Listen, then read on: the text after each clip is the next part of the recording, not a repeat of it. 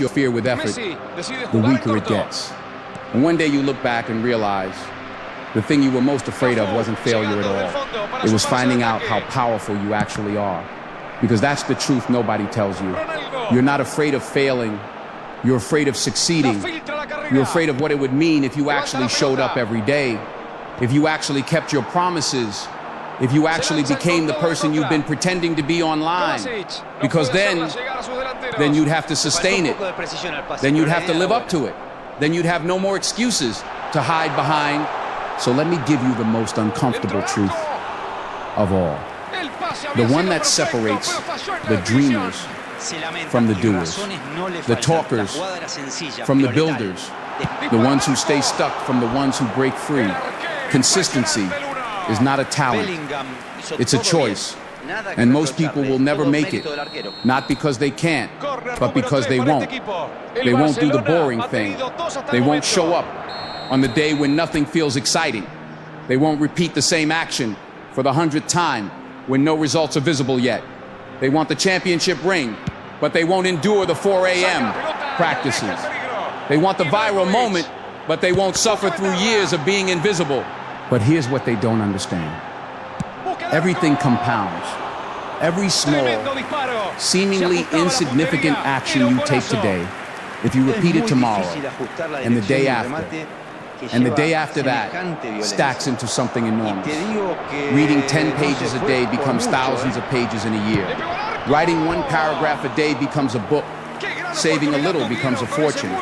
Training 30 minutes a day becomes a body and a mind that can handle anything life throws at you. The compound effect is real. It's not magic, it's math. Small plus small plus small repeated with brutal consistency equals massive. But most people never see this because they quit too early. They plant the seed and then they dig it up every other day to see if it's growing. They expose their roots to the harsh light of impatience before they've had a chance to take hold. And then they wonder why nothing blooms. You are the seed. And right now you are being planted.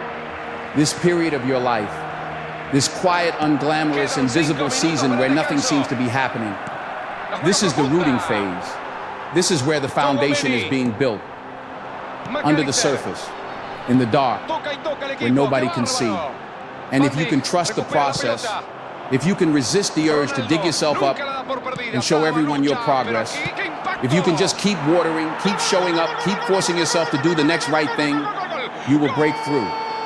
Not because you're the smartest person in the room, not because you have the most advantages, but because you refuse to stop, because you were the one still standing when everyone else had already walked away, because you understood something that most people never will, that the gap between where you are and where you want to be is not filled with inspiration. It's filled with repetition. Quiet, daily, unglamorous repetition. And that is what nobody cares about. Nobody cares about your 20th Tuesday of waking up early. Nobody cares about your 100th workout. Nobody cares about the page you wrote at midnight when your eyes were burning. Nobody posts about that. Nobody celebrates that. But that invisible, thankless, silent grind is the thing that builds empires. So let me ask you something. And I want you to answer honestly, not to me, to yourself. If your life depended on becoming consistent for the next 90 days, could you do it? If someone told you that your child's future, your family's survival, your own dignity depended on you showing up every single day for 3 months, would you find a way? Of course you would. You'd find a way because the reason would be big enough. You'd stop negotiating with yourself. You'd stop asking if you felt like it. You'd just do it because the stakes were high enough. So why aren't the stakes high enough right now? Why isn't your own life, your own potential, your own one shot at this existence, why isn't that enough to make you move? I'll tell you why. Because you've convinced yourself that you have time. You've told yourself the comfortable lie that tomorrow exists as a guaranteed thing, that you can always start later, that the window of opportunity stays open forever. But it doesn't. It closes a little more every day. Every day you choose comfort over growth. The window narrows. Every day you choose excuses over action. The gap between who you are and who you could be widens. And one day that comes faster than you think, you will look back and the only word you'll have left is, what if? What if I had started when I first felt the pull? What if I had forced myself when it was hard? What if I hadn't listened to every excuse my mind manufactured? What if I had just shown up? That question, that quiet, devastating what if, is the heaviest thing a human being can carry. Heavier than discipline, heavier than sacrifice, heavier than any early morning or late night of honest work. Because discipline is temporary. It passes. But regret is a permanent resident. It moves in and it never leaves. So right now, in this moment, you have a choice. You can keep doing what you've been doing. You can keep waiting for motivation that will never arrive on schedule. You can keep announcing your plans to people who will forget them by dinner. You can keep explaining yourself to a world that isn't listening. Or you can close your mouth, open your eyes, and get to work. Not for them. Not for the applause. Not for the likes.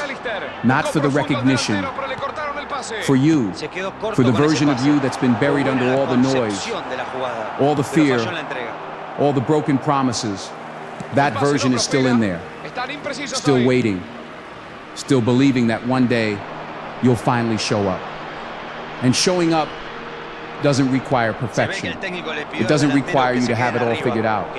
It requires one thing, the decision to move before you feel ready. Because ready is a lie. Ready is a stall tactic your mind uses to keep you safe. And safe is just another word for stuck. The people who change their lives aren't the ones who wait to feel confident. They're the ones who take action before they feel confident. And let the action build the confidence for them. Every time you do something uncomfortable, every time you push yourself, every time you take a step forward despite the fear, you are strengthening a muscle that no gym can build. The muscle of self-trust, the muscle of identity, the muscle that says, I am someone who does hard things. And here's the paradox nobody talks about. The less you speak about what you're going to do, the more power you have to actually do it. There's science behind this. When you announce your goals publicly, when you tell everyone I'm going to lose weight, or I'm starting a business, or I'm writing a book, your brain releases dopamine, the same chemical that's released when you actually achieve something. Your brain tricks you. It gives you the reward before you've done the work. You feel good, you feel productive, but you haven't moved an inch. You've just swapped the real thing for the performance of the thing. That's why silence is power. Real power. Not the noisy kind, not the kind that needs an audience. The kind that works underground, in the dark, where no one can interfere, where no one can plant seeds of doubt in your garden, where no one can pull you back down to their level with their comfortable mediocrity. Move in silence. Let your work speak. Let your results echo louder than your words ever could.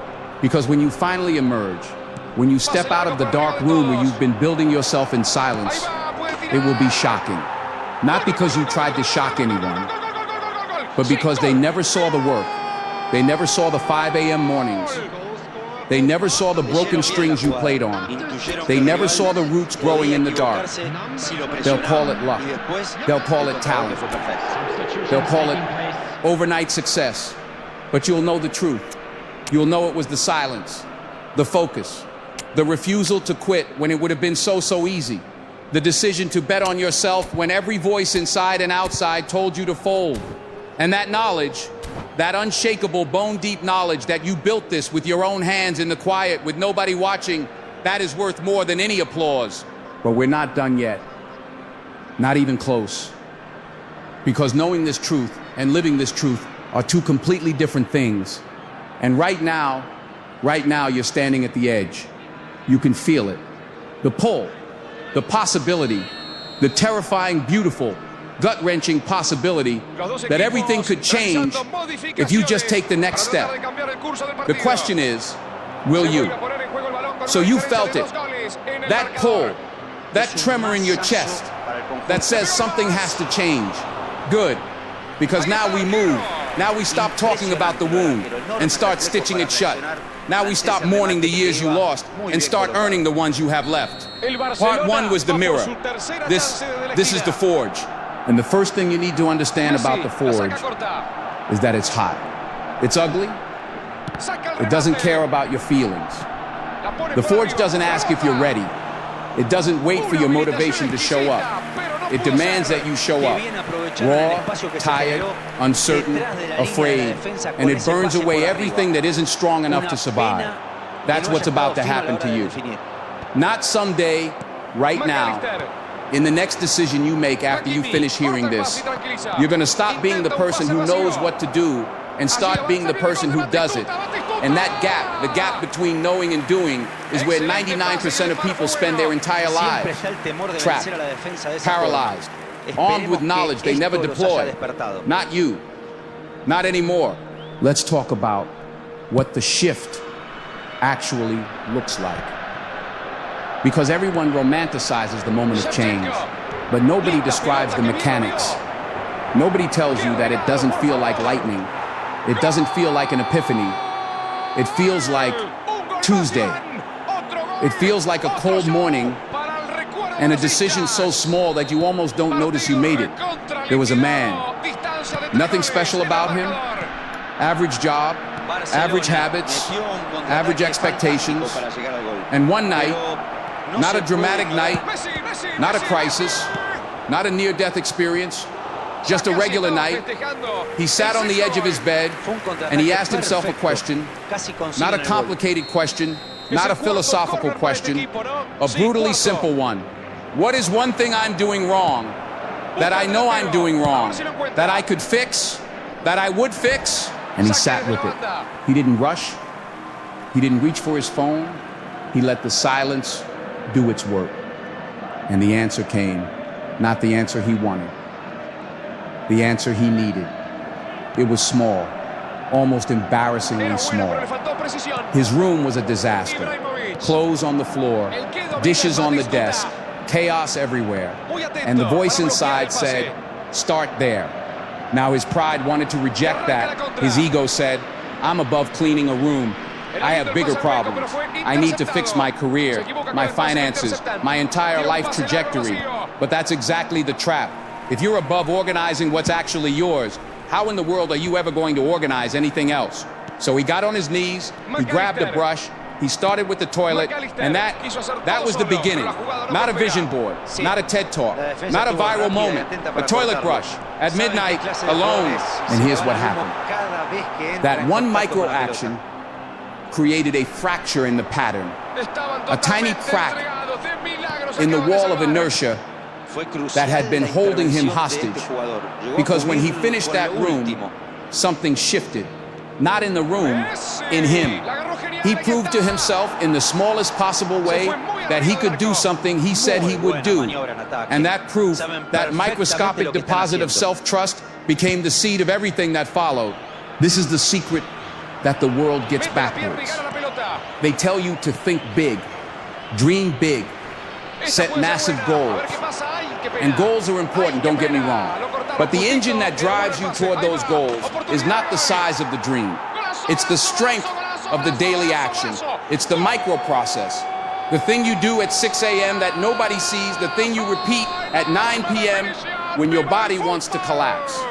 The boring, invisible, unglamorous thing that you do not because it feels meaningful in the moment, but because you made a covenant with yourself that you would. Let me break this down in a way you can actually use, because I'm not here to make you feel inspired for 20 minutes and then watch you go back to the same patterns. I'm here to rewire how you operate. Step one, you need a system, not a wish. A wish says, I want to get in shape. A system says, every morning at 6:15, I put on my shoes and I walk for 20 minutes. No negotiation. A wish says, I want to read more. A system says, after I pour my coffee, I read 10 pages before I touch my phone. A wish says, I want to build something. A system says, from 8 p.m. to 9 p.m., this is my hour. The phone goes in the other room. The door closes. I work. Do you see the difference? The wish depends on how you feel. The system removes feeling from the equation entirely. You don't ask yourself, do I feel like doing this today? You already decided. The decision was made once, and now it runs on autopilot. Like brushing your teeth, like locking the front door. You don't debate it. You just do it. Systems remove the most dangerous thing in your day, the negotiation. That little conversation you have with yourself every morning. Should I work out? Well, I'm kind of tired. Maybe I'll do it later. Actually, tomorrow might be better. That negotiation is where dreams go to die. Every time you negotiate, you give your weaker self a vote, and your weaker self votes for the couch every single time. Kill the negotiation. Build the system. Follow the system. The system doesn't care about your mood. The system doesn't bend to your excuses. The system is your lifeline on the days when everything inside you wants to quit. Step 2, attach the new to the old. Your brain already runs on patterns. You already have habits that fire without thought. So instead of trying to create something from nothing, chain your new discipline to something you already do. This is the most powerful shortcut nobody talks about. After I brush my teeth, I journal for 5 minutes. After I park my car at work, I listen to one chapter of a book. After I eat dinner, I review my goals for tomorrow. You're not adding a mountain to your day, you're adding a pebble to a path you already walked. And your brain, you're pattern hungry, routine addicted.